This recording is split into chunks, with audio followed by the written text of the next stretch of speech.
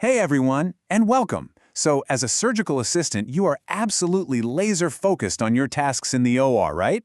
Well, today, we're going to zoom way out. We're going to look at the entire trauma system and see exactly where you fit into this incredible, life-saving puzzle. Okay, so here's the plan.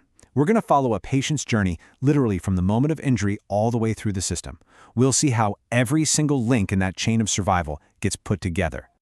All right, first up, let's just get one thing straight right from the beginning. We've got to totally rethink how we look at trauma care. It's not about some lone hero. Nope, it's a team sport, a finely tuned, high-functioning system. So picture this. A critically injured patient comes crashing through the doors, and the big question is always, who saves this patient? You know, the answer that probably jumps into most people's minds, well, it's usually just a tiny, tiny piece of the real story. Yeah, you've seen it in the movies, right? The heroic surgeon swoops in single-handedly saving the day. That's the myth. The reality? Well, it's so much more impressive. It's this complex, interconnected system of, I'm talking dozens of professionals. A patient's survival literally depends on this incredible team all sharing the same mental model, all being on the exact same page. Okay, let's rewind all the way to the beginning. The patient's journey doesn't start at the hospital doors. It starts right there, at the scene of the injury. Those first absolutely critical links in the chain of survival, they're forged way before we ever see them. So who's on scene first? The EMTs and paramedics. And let me tell you, they are so much more than just a ride to the hospital. They are the first members of the team. They're doing critical assessments, stopping bleeding, starting resuscitation, and this is huge. They're the ones feeding all that vital information back to us at the hospital. And one of the biggest decisions they make out there is something called field triage. Now, this isn't just about punching the closest hospital into the GPS. No way. It's a really smart, standardized process of sorting patients to make sure the right patient gets to the right hospital. It's all about matching their injuries to the hospital that can actually handle them.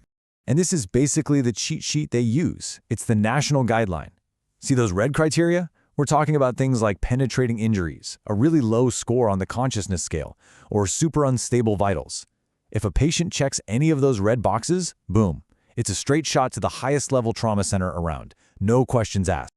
Okay, the ambulance is en route. Let's follow them to the hospital doors. And here's the magic. Because of that amazing communication from the field, the system inside the hospital is already firing on all cylinders. We're getting ready before they even pull up.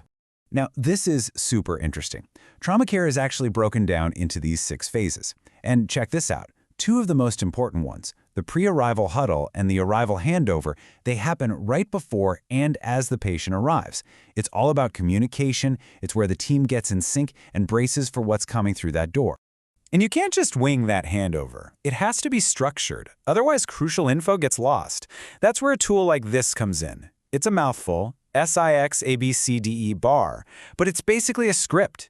It makes sure you cover the situation, what you found, the patient's background, your assessment, and what you recommend. It's a recipe for clarity when everything else is chaos. And they've arrived. We're in the resuscitation bay. To someone peeking in, it might look like total chaos, but for a high-functioning team, it's more like a perfectly choreographed dance. It is coordinated chaos, and it's all about saving a life. And this quote, this gets to the absolute heart of it. It's all about psychological safety. That means every single person on the team, and yes, I am talking directly to you, the surgical assistant, has to feel like they can speak up. You have to feel empowered to say something if you see something, without worrying about being shut down. Your voice is a critical safety net for that patient. So how do you actually do that? Well, this is the playbook. These aren't just tips on being polite. These are proven clinical tools for high-stakes situations. Using I statements like, I am concerned about, stating the problem super clearly, and then offering a solution. This is how you make your voice heard and prevent errors when the pressure is on. Okay, we've talked about a single patient, but what happens when the unthinkable happens? A mass casualty incident. Suddenly, the whole system is overloaded, and the rulebook we've been following, well, you have to throw it out the window. Because in a mass casualty event, the goal changes completely. It's not about doing everything possible for one patient anymore. Now, it's about doing the greatest good for the greatest number of people. It's a massive shift in thinking.